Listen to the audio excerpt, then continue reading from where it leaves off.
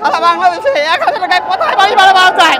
আমাদের দাবি সরকারি শিক্ষকদের মতো আমাদের 45% বাড়ি ভাড়া দিতে হবে। আমরা যে পরিশ্রম করি তারাও একই পরিশ্রম করে, একই শিক্ষাক্রম থেকেই পরিশ্রম করে পড়াশোনা করায়, কিন্তু আমাদেরকে রাখা হয়েছে বৈষম্যের খাতিরে।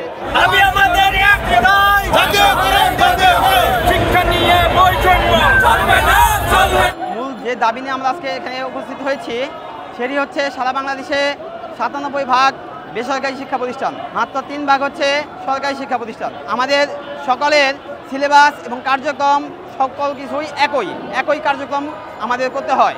সেক্ষেত্রে সরকারি শিক্ষক কর্মচারীদের যে সুযোগ সুবিধা দেওয়া হয় আমাদের তার তুলনায় অনেক অপ্রতুল। তো সেই ক্ষেত্রে আমরা আমাদের দাবিতে এসেছি, আমাদের শুধু বেতন স্কেলটাই তাদের সমান, কিন্তু আমাদের বাড়ি ভাড়াটা মাত্র 1000 টাকা। আপনারা বলেন সারা বাংলাদেশে 1000 টাকায় কোথায় বাড়ি ভাড়া পাওয়া যায়? আমাদের দাবি সরকারি শিক্ষকদের মতো আমাদের 45% বাড়ি ভাড়া দিতে হবে, বেতন স্কেলে 45% বাড়ি ভাড়া দিতে হবে। আমাদের চিকিৎসা ভাতা মাত্র 500 টাকা। তো সেই ক্ষেত্রে এই 500 টাকায় বলেন বাংলাদেশে কোথায় একজন ডাক্তার দেখবে, আমাদের চিকিৎসা করবে? একটা রক্ত পরীক্ষা করতে গেলে তার যে টাকা আসে সেটি 500 টাকার বেশি আসে।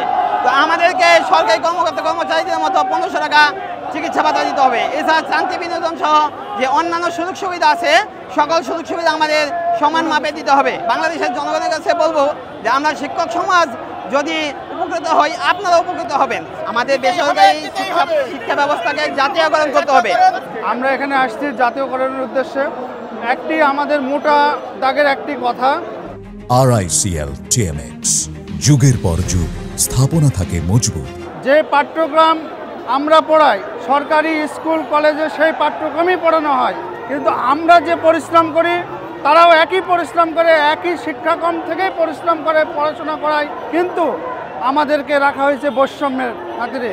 বৈষম্যের কাতারে রেখে আমাদেরকে বিভিন্নভাবে আমরা আজ বঞ্চিত হচ্ছি, লাঞ্ছিত হচ্ছে। সম কাতারে নিয়ে আসতে হবে, এটা আমাদের দাবি।